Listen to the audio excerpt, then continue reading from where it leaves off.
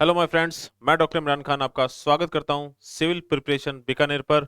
और जैसा कि अपने डिस्कशन कर रहे थे, आपसे मैंने राय मांगी थी, इंस्टाग्राम पर भी आपसे पूछा था कि क्या कॉन्स्टिट्यूशन या संविधान पर अपने क्लासेस लेके आएं, क्या एक सीरीज लेके आएं, क्या चर्चा करें उस पे, क्या आरएस एग्जाम आ रहा है अपना, तो अपने क्या ऑनलाइन जो है वो इंडियन कॉन्स्टिट्यूशन, भारतीय संविधान की क्लासेस भी स्टार्ट कर दें। तो आज मैं ये पहली क्लास आपके सामने लेके आया हूँ। इसको एक डेमो क्लास की तरह लेना, लेकिन इस क्लास के अंदर ये गारंटी है कि आपको 4 से 5 एक्सपेक्टेड क्वेश्चंस जो है इसी क्लास के अंदर मिल जाएंगे। बहुत ही अलग तरीके से मैं कॉन्स्टिट्यूशन या संविधान को आपके सामने रखने वाला हूँ। हो सकता है आपने इस तरीके से कभी ना पढ़ा हो, तो इस क्लास को एकदम लास्ट तक देखना भाई। ठीक है, बिल्कुल आपका एक अलग ही एक्सपीरियंस होगा भारतीय संविधान या कॉन्स्टिट्यूशन को लेके, या इवन कॉन्स्टिट्यूशन या संविधान को लेकर भी। जरूरी नहीं कि भारतीय संविधान ही। जैसे, चलिए शुरू करते हैं। अपने भाषा बहुत सरल रखेंगे, ठीक है, इसको जटिल नहीं करेंगे, कॉम्प्लेक्स नहीं करेंगे। ठीक है, थोड़ा सा बाइलिंगुअल चलेंगे। यहाँ पर एक दिक्कत है, मुझे हो सकता है थोड़ी हिंदी में प्रॉब्लम आ जाए, लेकिन स्टिल स्टिल अपने कोशिश करेंगे कि दोनों ही मीडियम के स्टूडेंट सेटिस्फाई हो जाएं। लेकिन लेकिन ये गारंटी है कि आपने कॉन्स्टिट्यूशन को इस तरीके से पढ़ने की कोशिश कभी नहीं की होगी। थोड़ा सा गौर करना कि भाई इंडियन कॉन्स्टिट्यूशन या भारतीय संविधान शुरू करते हैं, तो पहले हम देखते हैं कि संविधान या कॉन्स्टिट्यूशन क्या है। तो इसकी एक डेफिनेशन है, तो अपने को डेफिनेशन रटनी नहीं है, अपने दिमाग में जो जो चीज आ जाए बस उसी से ही अपने आगे बढ़ेंगे। जैसे कॉन्स्टिट्यूशन, कॉन्स्टिट्यूशन क्या है? कॉन्स्टिट्यूशन इज ए डॉक्यूमेंट और सेट्स ऑफ डॉक्यूमेंट। भाई हिंदी में कहेंगे कि संविधान एक दस्तावेज है, या दस्तावेजों का एक समूह है, ग्रुप है। ठीक है, तो ये इसमें क्या है? तो इसमें बेसिकली किसी भी देश को लेकर रूल्स एंड रेगुलेशंस हैं, नियम कानून कायदे हैं। ठीक है, और क्या है? तो भाई सरकार के जितने भी भाग होते हैं, अंग होते हैं, the organs of the government, उसके बारे में प्रावधान होते हैं। Provisions regarding different organs of the government. ठीक है, जैसे सरकार के आज के मॉडर्न एरा में, आज के वर्तमान समय में सरकार जो होती है उसके 3 अंग होते हैं, 3 ऑर्गन्स होते हैं। ठीक है, लेजिस्लेचर विधायिका जो कानून बनाती है, एग्जीक्यूटिव कार्य एग्जीक्यूटिव कार्यपालिका जो उस कानून को लागू करती है, और जुडिशरी न्यायपालिका जो उस कानून की व्याख्या करती है, द इंटरप्रिटेशन ऑफ लॉ। अब इनके आपस में क्या संबंध होते हैं, और इनके क्या राइट्स एंड पावर्स होती हैं? तो पावर्स एंड फंक्शंस बोल सकते हो, ज्यादा बेटर रहेगा। इनके क्या पावर्स एंड फंक्शंस होते हैं, क्या शक्तियां होती है, क्या इनके कार्य होते हैं, और इनके आपस के संबंध क्या होते हैं, इनके आपस के रिलेशंस क्या होते हैं। ये सब कुछ जो स्पष्ट करता है वो संविधान है। तो भाई छोटी सी बात है, छोटा सा एग्जांपल दूं आपको मैं, कि आप शादी के कार्ड बांटने गए। ठीक है, दिन में 50 से 100 घर आपने कवर किए। किसी घर के बाहर जूते चप्पल खुले हुए थे, तो आपके दिमाग में आएगा कि भाई इस घर के अंदर या इस घर में रहने वाले लोग जूते चप्पल लेकर घर में नहीं जाते। तो आप भी क्या करोगे? ऑटोमेटिकली ही आपके दिमाग में आएगा कि यार जूते चप्पल उतार कर ही मैं जाऊं अंदर। ठीक है, तो ये उस घर का एक तरीके का संविधान है, रूल रेगुलेशन है। ठीक है, वैसे ही जब रूल रेगुलेशंस को पूरे देश में लागू किया जाता है, और एक तरीके से ये जो रूल रेगुलेशंस या ये जो कानून है वो supreme law of the country बनेगा, किसी भी देश का सर्वोच्च कानून। ठीक है, जो किसी दस्तावेज के रूप में हो सकता है, या दस्तावेजों के समूह के रूप में हो सकता है, जिसमें रूल एंड रेगुलेशंस को लेकर प्रावधान है, प्रोविजंस हैं। Different organs of the government, सरकार के विभिन्न अंगों को लेकर जिसमें प्रावधान है, उनकी शक्तियों को लेकर प्रावधान है, उनके आपस के संबंधों को लेकर प्रावधान है। ये क्या होता है? ये कॉन्स्टिट्यूशन या संविधान होता है अभी। ठीक है, क्लियर है? चलिए आगे बढ़ते हैं। यहीं पर देखिए अब एक छोटी सी चीज, संविधान पढ़ते समय देखना हर एक शब्द का अपना एक मतलब है, हर एक लाइन का अपना एक अलग मतलब है। जैसे एक छोटा सा एग्जांपल आपके सामने मैं रख ही देता हूं। भाई आपके सामने ये क्या है, ए डॉक्यूमेंट, कि भाई संविधान एक दस्तावेज हो सकता है या दस्तावेजों का समूह हो सकता है। तो मैं कहूं कि मैं आपसे कहूं कि इसका इसका क्या अर्थ है, कि इसका अर्थ है कि जो भी संविधान, लिखित संविधान होंगे, जो भी संविधान रिटर्न कॉन्स्टिट्यूशन होंगे, वो इसमें आएंगे। और जब मैं कहूं कि सेट्स ऑफ डॉक्यूमेंट होता है संविधान, तो मैं बात करता हूं अलिखित संविधान की या अनरिटन कॉन्स्टिट्यूशन की। ठीक है, कैसे? तो थोड़ा सा दिमाग लगाएं भी, और अपने एक बहुत ही इजी सा, सिंपल सा एक कहानी या एक एग्जाम्पल लेकर इसको समझेंगे। ठीक है, कैसे? चलिए देखते हैं कैसे। मान लीजिए दो मेजर या कर्नल फौज से रिटायर होकर अपने गांव वापस आते हैं। ठीक है, अपने गांव वापस आते हैं। अब गांव आकर वो सोचते हैं कि यहाँ पर एक घर बनाएं, लेकिन वो सोचते हैं कि नहीं भाई, फौज के अंदर जो डिसिप्लिन था वो हम यहाँ भी मेंटेन रखेंगे, फौज के अंदर जो डिसिप्लिन था वो हम यहाँ भी मेंटेन रखेंगे। तो वो क्या करते हैं, कुछ दिमाग लगाते हैं। क्या लगाते हैं? जैसे पहले मेजर आ गए एक, ठीक है, ये मेजर ए हैं कोई, ठीक है, ये पहले गांव में आ गए और इन्होंने अपना घर बनाया। ठीक है भी, इस घर में इनका ये मास्टर बेडरूम है। ठीक है, ये क्या है इनका मास्टर बेडरूम। ठीक है, ये क्या है, ये इनके बच्चों का कमरा है। ठीक है, ये क्या है, ये एक गेस्ट रूम है जिसमें बाहर से कोई भी मेहमान आएंगे तो रुकेंगे। और ये क्या है, ये मान लीजिए किचन है। अब ये क्या करते हैं कि बेडरूम के अंदर ये सोचते हैं कि भाई नियम कानून कायदे होने चाहिए, नियम कानून कायदे होने चाहिए घर पे। तो ये क्या करेंगे, बेडरूम में जो भी नियम कानून कायदे हैं कि इतनी बजे मोबाइल बंद हो जाना चाहिए, सो जाना चाहिए, इतनी बजे उठना है, वगैरह वगैरह, बेडरूम की दीवार पे लिखवा देते हैं। बच्चों के कमरों के रूल रेगुलेशन बच्चों के कमरे की दीवार पे लिखवा देते हैं। गेस्ट रूम के रूल रेगुलेशंस गेस्ट रूम की दीवार पे लिखवा देते हैं। किचन के रूल रेगुलेशंस किचन की दीवार पे लिखवा देते हैं। अब इनके घर में क्या होगा कि अगर आपको बेडरूम में जो नियम कानून कायदे हैं वो देखने हैं तो बेडरूम में जाकर देखना होगा। ठीक है, चिल्ड्रन के, बच्चों के रूम के जो नियम कानून कायदे हैं वो बच्चों के रूम में जाके देखना होगा, और ऐसे ही गेस्ट रूम और ऐसे ही किचन। इसके बाद क्या है, दूसरे मेजर आते हैं। वो देखते हैं कि भाई जो पहले आए हैं, ठीक है, मेजर ए, तो उन्होंने ऐसा किया है, तो ये मेजर बी है मान लीजिए। ये कहते हैं यार मैं थोड़ा अलग करूंगा। ये असुविधा सी है क्योंकि जिसके नियम कानून कायदे रूल रेगुलेशन देखने हमें वहां जाकर देखना पड़ रहा है, क्यों ना हम इन्हें एक ही जगह पर लिखवा लें। तो भाई ये भी क्या करते हैं, इस तरीके से इनका एक घर बनता है। ठीक है, ये क्या हो गया, ये इनका बेडरूम हो गया वही सेम। ये इनके बच्चों का कमरा हो गया। ठीक है, ये इनका गेस्ट रूम हो गया, और ये इनकी किचन या रसोई हो गई। ठीक है, तो ये क्या करते हैं, ये एक पहली हेडिंग डलवाते हैं फर्स्ट, और ये हो गया बेडरूम। तो बेडरूम के जो नियम कानून कायदे हैं वो यहाँ आ गए, जिसको छोटे फर्स्ट, सेकंड, थर्ड, फोर्थ ऐसे करके ये लिखवा देते हैं। फिर ये क्या करते हैं, सेकंड बड़ी हेडिंग लिखवाते हैं बच्चों के कमरे का। ठीक है, उसके नीचे इसके नियम कानून कायदे, इनको फर्स्ट सेकंड थर्ड फोर्थ दे देंगे। फिर ये थर्ड जो है वो गेस्ट रूम के नियम कानून कायदे लिखवा देते हैं।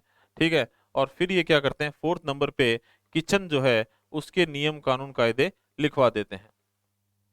ठीक है, अब देखो यहाँ थोड़ी सी सुविधा क्या होगी, यहाँ थोड़ी सी सुविधा क्या होगी, तो यहाँ सुविधा ये हुई कि भाई अगर आपको बच्चों के कमरे का दूसरा नियम देखना है तो आप दूसरी हेडिंग में सेकंड पॉइंट जो है उसको देखोगे। आपको गेस्ट रूम में तीसरा पॉइंट देखना है तो आप तीसरी हेडिंग जो गेस्ट रूम है उसका थर्ड पॉइंट देख लोगे। तो ये एक तरीके से आपको नहीं लग रहा कि इन्होंने कोडिफाइड कर दिया, इन्होंने कोड दे दिए। ठीक है, और एक ही जगह पर कंपाइल कर दिया, सब कुछ संकलित कर दिया। तो अब देखिए ये जो है ये एक तरीके से अनरिटन कॉन्स्टिट्यूशन कहलाता है।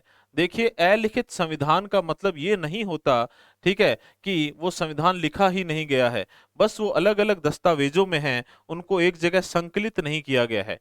और ऐसा पहला संविधान का उदाहरण कौन सा है भाई? तो आपके दिमाग में बिल्कुल सही आया है। क्या? ब्रिटेन का संविधान, द कॉन्स्टिट्यूशन ऑफ ब्रिटेन। इसकी शुरुआत कहाँ से मानी जाती है? 1215 में।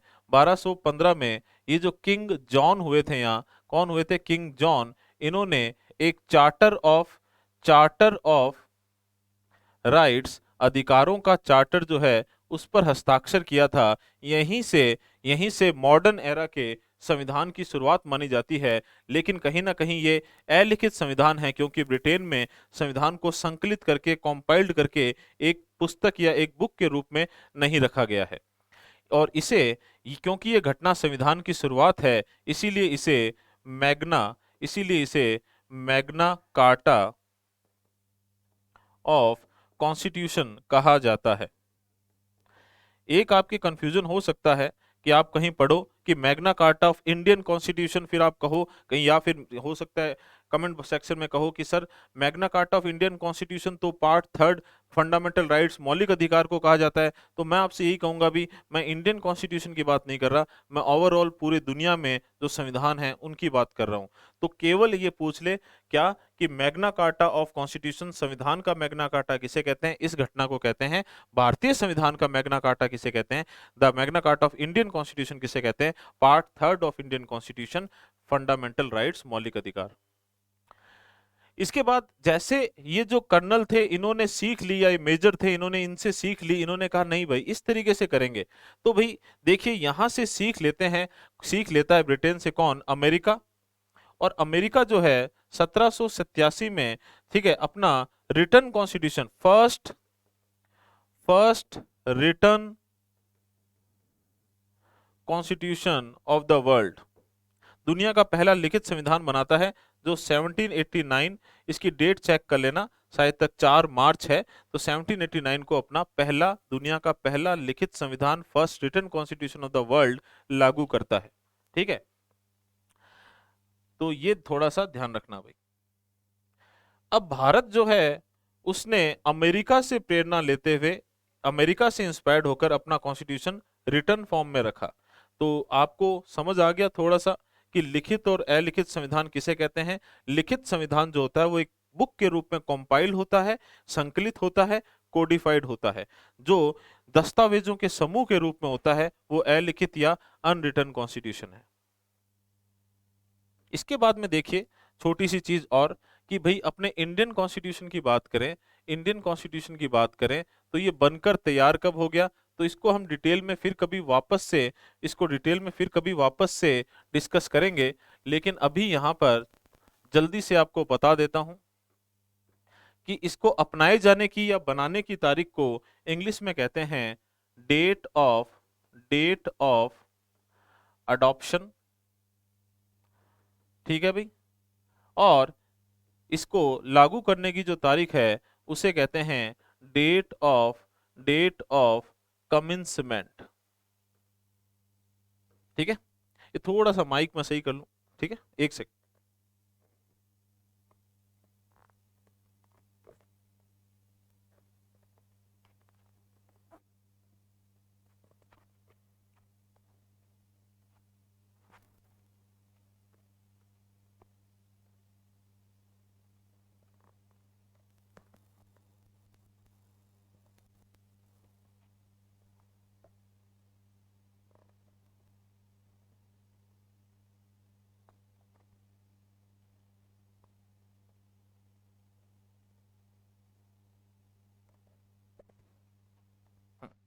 ठीक है, सॉरी थोड़ा सा इनकन्वीनियंट हो गया, कोई बात नहीं।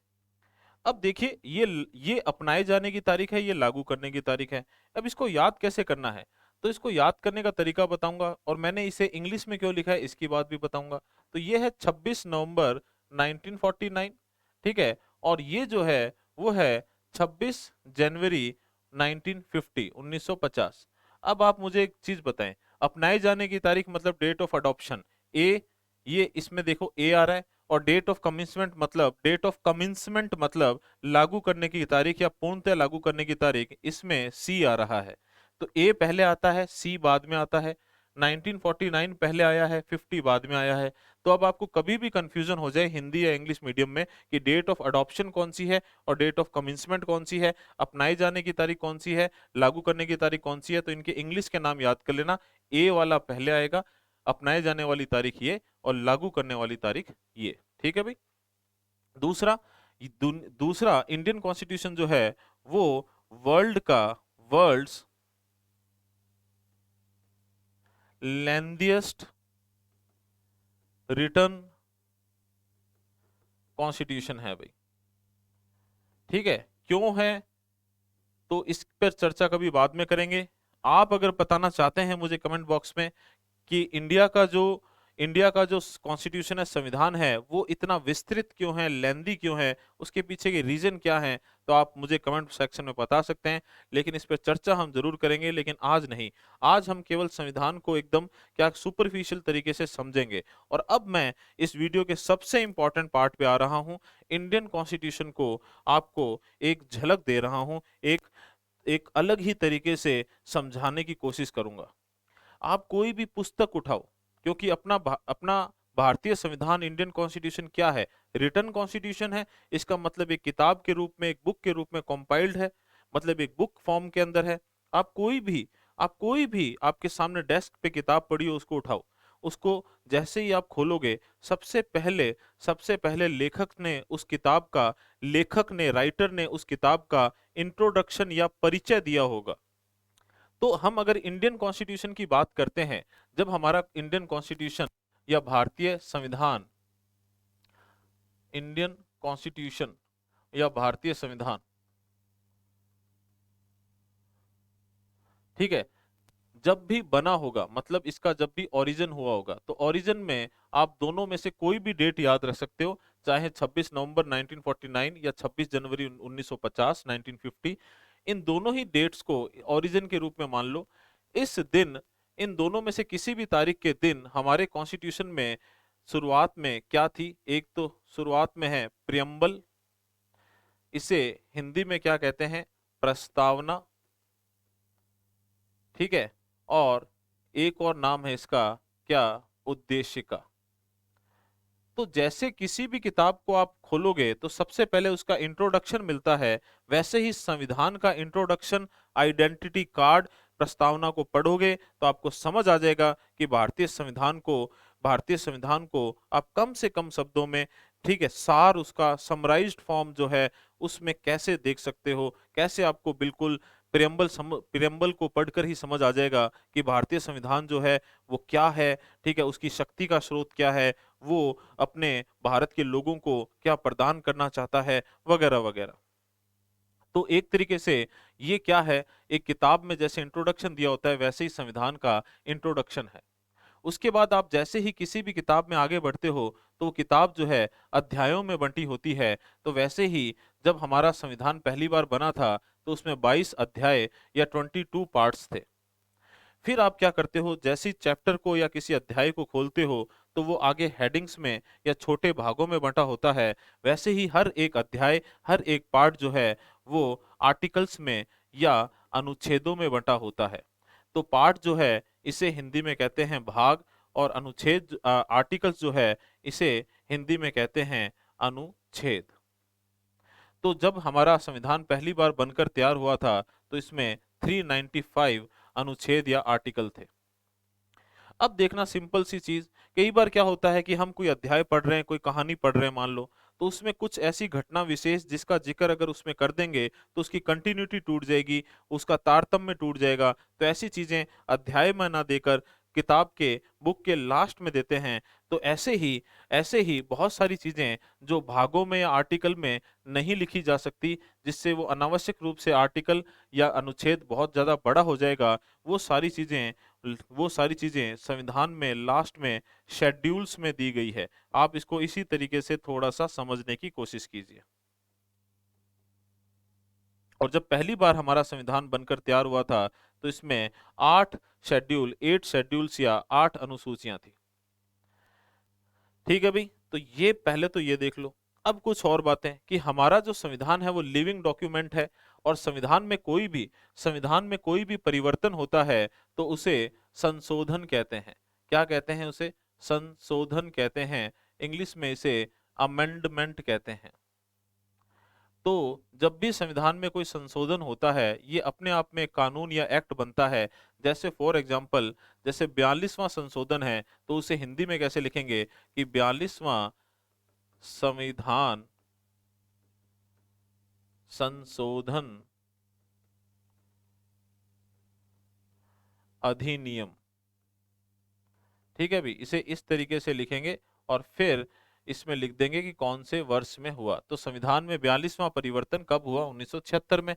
इंग्लिश में लिख देंगे इसे 42nd constitutional 42nd constitutional amendment amendment act 1976। ठीक है। और अब अपने जब भी कभी कॉन्स्टिट्यूशनल अमेंडमेंट एक्ट की बात करेंगे इस वीडियो में, तो अपने इसको शॉर्ट में लिखेंगे। ठीक है। तो जब भी कुछ ऐसा लिखूं तो समझ जाना कि मैं 42nd कॉन्स्टिट्यूशनल अमेंडमेंट एक्ट 1976 की बात कर रहा हूं। अगर मैं लिखूं 1.1951 तो आप समझ जाना कि मैं पहले फर्स्ट कॉन्स्टिट्यूशनल अमेंडमेंट एक्ट की बात कर रहा हूं, जो कब हुआ था? 1951 1951 में हुआ था। अगली चीज कि जैसे भाग एक है, ठीक है, इसमें क्या दिया है? संघ और उसके राज्य क्षेत्र, यूनियन एंड इट्स टेरिटरी। इसमें अनुच्छेद कौन कौन से हैं? तो आप कहोगे सर इसमें अनुच्छेद 1 से 4 हैं। भाग 2 जो है वो कौन सा है? सिटीजनशिप है, नागरिकता है। इसमें अनुच्छेद कौन से हैं? तो आप कहोगे सर 5 से 11 हैं। फिर मैं कहूंगा भाग 3 जो है, ठीक है, इसमें क्या है? फंडामेंटल राइट्स है, मौलिक अधिकार है। तो इसमें अनुच्छेद कौन कौन से हैं? तो आप कहोगे सर 12 से 35 हैं। फिर मैं कहूंगा भाग 4 जो है वो कौन सा है? तो आप कहोगे सर डीपीएसपी है। कौन सा है? डीपीएसपी है। तो डीपीएसपी या नीति निर्देशक तत्व, इसमें अनुच्छेद कौन से हैं? 36 से 51 है। फिर मैं कहूंगा कि भाग 5वां कौन सा है? तो आप कहोगे सर इसमें सेंटर या केंद्र सरकार के बारे में दिया है। तो इसमें आर्टिकल आ जाते हैं 52 से 151 तक। अभी मैं आगे नहीं जाऊंगा। अब देखिए, ध्यान से सुनना। ये जो 42वां संविधान संशोधन 1976 42nd कॉन्स्टिट्यूशनल अमेंडमेंट एक्ट 1976 है, इससे एक नया पार्ट यहाँ पे जोड़ा गया। अब दिक्कत ये थी कि फोर्थ और फिफ्थ के बीच में जोड़ना था, तो इसे फोर्थ ए करके फंडामेंटल ड्यूटीज जो है उसके रूप में जोड़ा गया। अगर हम इसे फिफ्थ नंबर दे देते तो नीचे की सारी नंबरिंग चेंज हो जाती, तो बहुत ही अजीब सी चीज हो जाती, इनकन्वीनियंट चीज हो जाती। इसीलिए जब भी ऐसे देखो कि आप देखो कि फोर्थ ए लिखा है, इसका मतलब फोर्थ का ए पार्ट नहीं है, ये एक अलग भाग है। इसी तरीके से इसमें जो अनुच्छेद जोड़ा गया वो 51 ए है। तो ये 51 ए जो है वो 51 का ए नहीं है, ये एक अलग अनुच्छेद है। लेकिन लेकिन अगर आप इस तरीके से लिखा दिखो कि आर्टिकल या अनुच्छेद 19 ब्रैकेट में 1 या ए ब्रैकेट में स्मॉल, तो इसका मतलब है 19 का फर्स्ट क्लॉज का ए सब क्लॉज। ठीक है, 19वें अनुच्छेद का जो है क्लॉज फर्स्ट और उसका सब क्लॉज ए, तो ये 19वें के भाग हैं। लेकिन ये फोर्थ ए का भाग नहीं है। थोड़ा सा दिमाग में रखना बस इस चीज को। चलिए भी, आई होप ये चीज समझ में आ गई। अब मैं कहूं कि ये कुल कितने भाग हैं, तो आप कहोगे सर कुल तो ये 5 नहीं है, 1 2 3 4 5 6 हैं। लेकिन मैं कहूं लास्ट नंबर क्या है, तो आप कहोगे सर लास्ट नंबर 5 ही है। टोटल 6 है, गिन लो 1 2 3 4 5 6, लेकिन लास्ट नंबर स्टिल कितना है? 5। सेम ऐसे ही यहाँ टोटल अनुच्छेद कितने हैं, तो इस 51 ए को गिनोगे साथ में तो 152 है, लेकिन लास्ट नंबर अभी भी कितना है? 151। तो कुल मिला के हमारे संविधान में अब तक 105 अमेंडमेंट या मैं कहूं संशोधन हो चुके हैं, 105 बार परिवर्तन हो चुका है। तो एट प्रेजेंट संविधान में बहुत परिवर्तन आ गया है। तो जल्दी से देखते हैं वर्तमान में हमारा संविधान कैसा है। तो वर्तमान में प्रियम्बल जो है वो है भाई, ठीक है, लेकिन वैसी नहीं है जैसी पहले हुआ करती थी। क्या परिवर्तन हुआ है? केवल 3 शब्दों का परिवर्तन हुआ है। तो जल्दी से लिख लेते हैं 3 शब्द कौन से हैं। सोशलिस्ट, सोशलिस्ट, ठीक है, secular, socialist, secular and integrity. ठीक है, सोशलिस्ट है समाजवादी, ठीक है, सेकुलर है पंथ निरपेक्ष, ठीक है, पंथ निरपेक्ष, और इंटीग्रिटी है अखंडता। ये 3 शब्द जो है, आप कोई भी एनसीईआरटी की बुक लेना, उसकी शुरुआत में आपको प्रेम्बल मिलेगी। ये 3 शब्द जो है वो पहले नहीं थे, बाद में जुड़े हैं। कब जुड़े हैं, कौन से संविधान संशोधन से जुड़े हैं, तो बिल्कुल हम याद करेंगे इस चीज को। तो वो संविधान संशोधन है 42वां संविधान संशोधन 1976, 42nd कॉन्स्टिट्यूशनल अमेंडमेंट एक्ट 1976। ठीक है, इससे ये तीनों वर्ड्स इसमें ऐड हो गए। अच्छा, ये कब हुआ? ये इंदिरा गांधी सरकार के समय हुआ, जब देश में इंटरनल इमरजेंसी, आंतरिक आपातकाल लगा हुआ था, और इससे इतने ज्यादा परिवर्तन हुए कि इसे मिनी कॉन्स्टिट्यूशन या लघु संविधान भी कहा जाता है। It is also called as mini constitution. अब बात कर लेते हैं पार्ट्स की। तो बहुत इंपॉर्टेंट चीज कराने वाला हूं मैं, थोड़ा सा ध्यान देना भाई। जो पार्ट्स हैं, ठीक है, ये जो हैं, इनकी टोटल संख्या, टोटल नंबर तो कितने हो चुके हैं? 25, लेकिन अभी भी लास्ट नंबर 22 है। तो आप समझ गए होंगे जितने भी पार्ट हैं वो बीच में कहीं जुड़े हैं। जैसे फॉर एग्जांपल पार्ट 4th ए और पार्ट 14th ए, पहले इनकी बात कर लें। 4th ए में क्या है? इसमें मौलिक अधिकार हैं, फंडामेंटल ड्यूटीज हैं, और थोड़ी देर पहले हमने देख ही लिया कि चौथा ए भाग है और इसमें एक नया अनुच्छेद भी जुड़ा था, 51 ए। ठीक है, इसके बाद में 14th ए जो है, इसमें भाई ट्राइब्यूनल्स हैं। क्या है? ट्राइब्यूनल्स हैं। ठीक है, ट्राइब्यूनल्स या प्रकीर्णन कहते हैं शायद हिंदी में। तो ट्राइब्यूनल्स क्या है? एक्स्ट्रा जुडिशरी है, जुडिशरी से एक एक्स्ट्रा सर्विस दी गई है। भाई गवर्नमेंट एम्प्लॉयज जो होते हैं, उनका सरकार से किसी भी प्रकार का डिस्प्यूट, मतभेद, उनकी पेंशन को, सैलरी को लेके, पेंशन को लेके, नौकरी की कंडीशंस को लेके हो जाता है, प्रमोशन को लेके, तो वो सीधा कोर्ट में ना जाकर यहाँ जाते हैं, कहाँ जाते हैं? ट्राइब्यूनल्स में जाते हैं। और ये ट्राइब्यूनल्स जो है वो 42वें संविधान संशोधन के द्वारा भाग 14th ए के रूप में, देखो 4A 14A दोनों किससे जुड़े? 42 में से। ऐसे याद कर लो, 4 इसमें है, 4 इसमें है, 4 इसमें भी है, और ये 3 शब्द भी इसी से जुड़े। अब देखिए, एक भाग हुआ करता था भाई, ठीक है, इसको हटा दिया। संविधान से अगर कोई भी भाग या कोई भी अनुच्छेद हटाते हैं, इसमें एक अनुच्छेद भी था 238, उसको भी हटाया। तो देखिए, उसको हटाने को कहते हैं रिपील्ड। देखिए, संविधान की अपनी एक भाषा है, ठीक है, रिपील्ड कर दिया। ठीक है, इसको हिंदी में भी कुछ कहते हैं, मेरा थोड़ा सा दिमाग, निरसित कर दिया। क्या कर दिया? निरसित कर दिया। तो मतलब ये भाग हटा दिया। तो ये भाग किससे संबंधित था? दिमाग में आएगा अभी आपके। तो देखिए, जब हमारा देश आजाद नहीं हुआ था, ठीक है, तो हमारे यहाँ पर क्या थे? ब्रिटिश प्रांत थे, ब्रिटिश प्रोविंस थे। कितने थे? 11। 4 क्या थे? चीफ कमिश्नर प्रोविंस थे, चीफ कमिश्नर प्रांत थे। और 552 प्रिंसली स्टेट या देशी रियासतें थी। ठीक है, जब ये अंग्रेज हम चले गए, तो उसके बाद हमने इन सबको मिलाकर जब भारत बनाना शुरू किया, तो शुरुआती स्तर पर हमने एक टेम्परेरी, अस्थायी व्यवस्था की। वो व्यवस्था क्या थी? हमने हमारे राज्यों को part A, part B, part C and part D में डिवाइड किया। ए श्रेणी, बी श्रेणी, सी श्रेणी और डी श्रेणी के राज्य। ठीक है, डिटेल में डिस्कशन बाद में। लेकिन इस सिस्टम को हमने 1956 में समाप्त किया। ठीक है, कौन से संविधान संशोधन लेकर आए? हम 7वां संविधान संशोधन लेके आए। और ये भाग 7 या पार्ट 7 जो है, ये बी श्रेणी के राज्यों से संबंधित था, और इसी बी श्रेणी में हमारा राजस्थान भी आता था। तो भाई इस भाग को किससे हटाया हमने? इस भाग को 7वें ही संविधान संशोधन से। तो 7वें को किसने हटाया? 7वें ने। ठीक है, निश्चित कर दिया। तो याद कर लेना भाई। और पहली बार हमारे हमारे देश में 1956 में 14 राज्य, 14 स्टेट्स और 6 यूटीज, 6 केंद्र शासित प्रदेशों की स्थापना हुई, जिनकी संख्या बढ़कर आज 28 स्टेट, 28 स्टेट और 8 यूटीज हो गई है। ठीक है, चलिए आगे बढ़ते हैं। एक और पार्ट है पार्ट 9th, जिसमें कौन आता है, जिसमें आता है भाई पंचायती राज। पंचायती राज को संवैधानिक दर्जा दिया गया भाग 9 में शामिल करके। ठीक है, भाग 9 को शामिल करके किससे किया गया, 73वें संविधान संशोधन 1993 से किया गया। कहीं पर 92 मिल जाए तो 92 में लागू, सॉरी 92 में बना, 93 में लागू हुआ। ठीक है, और इसकी तो तारीख भी याद होनी चाहिए, 24 अप्रैल 1993 पंचायती दिवस बनाते हैं ना, उस दिन लागू हुआ। ठीक है, और पंचायती राज को संवैधानिक दर्जा मिल गया कौन से भाग में, पार्ट 9 में। अब देखिए इसके बाद एक और पार्ट है, पार्ट 9th ए। तो भाई यहां पर किसको, नगर पालिका, म्यूनिसिपैलिटी।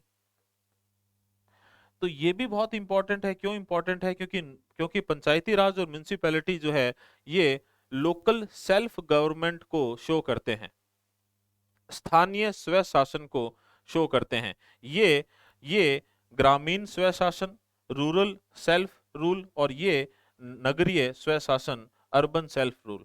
ये कौन से संविधान संशोधन से, 74वें संविधान संशोधन से।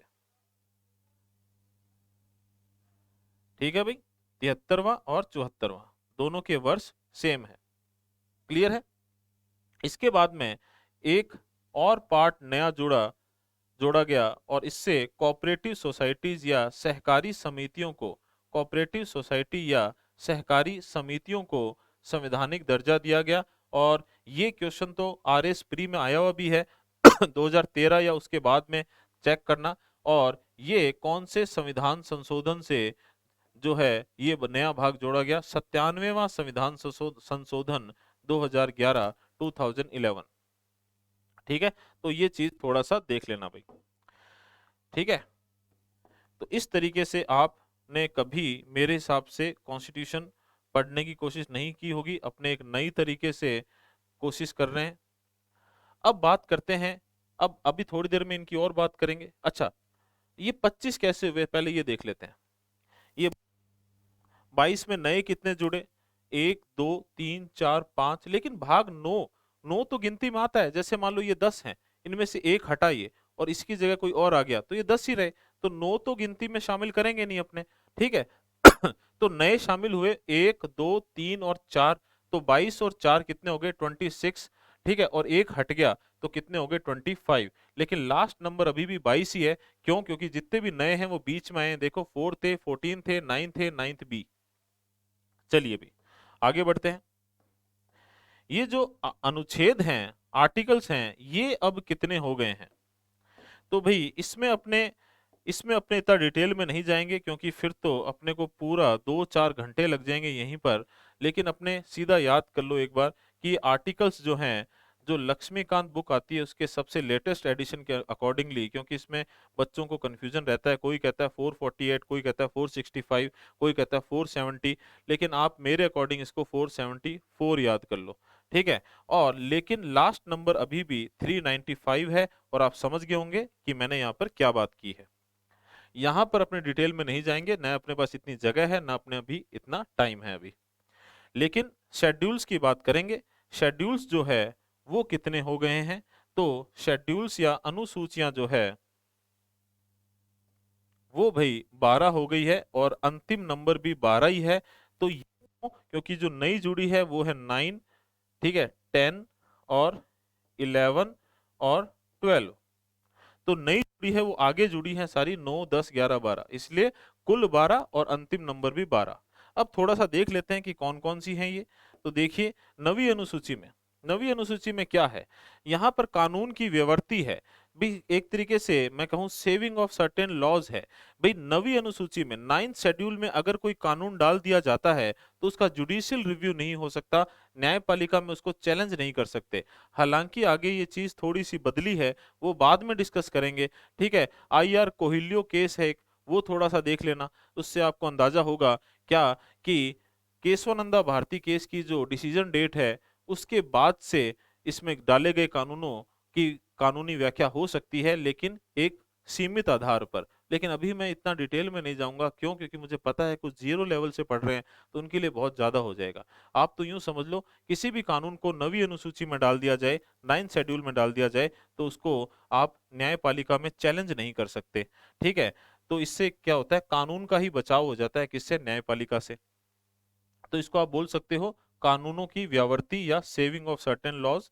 ठीक है, अब एक छोटी सी चीज, ये 9 शेड्यूल में एक दो चीजें याद रखना, क्या कि एक तो ये जो है वो संविधान में पहले ही संशोधन के द्वारा ये अनुसूची बनाई गई।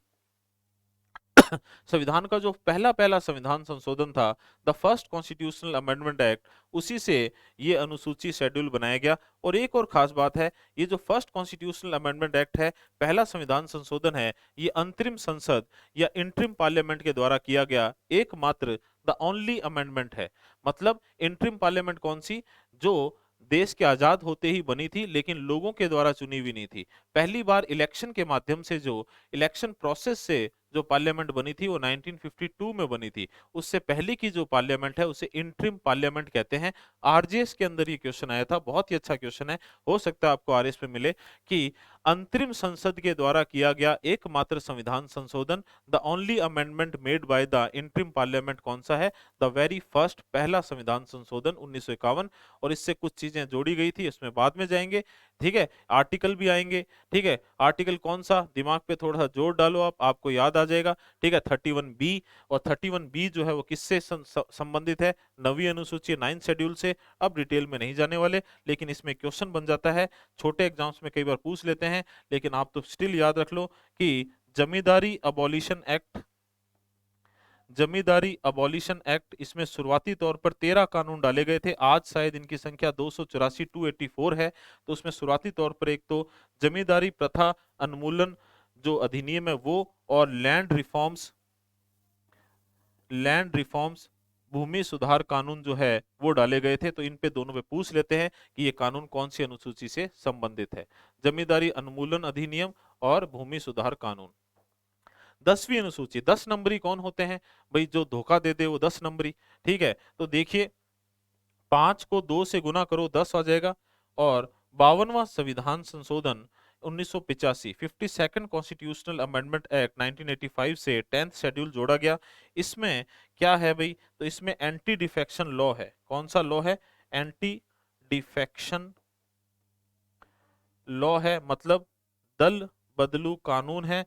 तो आप देखते हो कि भाई अभी वर्तमान में क्या होता है, चुनाव जीतने के बाद बहुत से चुनाव जीतने के बाद बहुत से उम्मीदवार दल बदल लेते हैं, उनको रोकने के लिए है। फिर आप कहोगे सर वो कैसे बदल लेते हैं, तो इसमें कभी डिटेल में समझेंगे। इससे एक और संविधान संशोधन जुड़ा हुआ है, 91st कॉन्स्टिट्यूशनल अमेंडमेंट एक्ट है, 2003 में हुआ था भाई। इसमें एक शर्त थी क्या, कि 1/3 या 1/3 से ज्यादा जीते हुए उम्मीदवार, 1/3 या 1/3 से ज्यादा जीते हुए उम्मीदवार अगर दल बदलते हैं तो उन पे दल बदलू कानून नहीं लगेगा, 1/3। ठीक है, लेकिन इसको आगे चलकर कितने में बदल दिया गया, 91st कॉन्स्टिट्यूशनल अमेंडमेंट एक्ट से 91 में संविधान संशोधन से 2003 में इसको 2/3 में बदल दिया गया, इस शर्त को। ये बात की बातें हैं, अभी इतना से याद कर लो। एंटी डिफेक्शन लॉ, दल बदलू कानून कहाँ है, 10वीं अनुसूची में। कौन से संविधान संशोधन से जुड़ी, 52nd कॉन्स्टिट्यूशनल अमेंडमेंट एक्ट, 52वां, 5 × 2 10। 11वीं अनुसूची में क्या है भाई, अरे सॉरी, मैंने कहा ये तो डिलीट हो गया सारा, कोई बात नहीं, आ गया।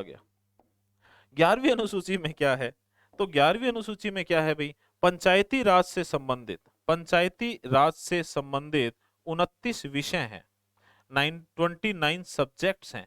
अब मेरी बात ध्यान से सुनना भाई, कि आपने पंचायती राज के चुनाव लड़े और सरपंच बन गए, तो गांव में आप क्या क्या कर सकते हो, आपके पास क्या शक्तियां हैं, तो वो अगर आपको देखने हैं तो वो सब्जेक्ट्स या वो विषय आपको कहाँ मिलेंगे, 11वीं अनुसूची में। क्योंकि ये पंचायती राज से संबंधित है, तो ये भी कौन से संविधान संशोधन से जुड़ी, 73rd कॉन्स्टिट्यूशनल अमेंडमेंट एक्ट 1993 से, 73वें से। तो 73वें संविधान संशोधन से पंचायती राज को कॉन्स्टिट्यूशनल स्टेटस, संवैधानिक दर्जा मिला, एक नया भाग जोड़ा गया, भाग 9।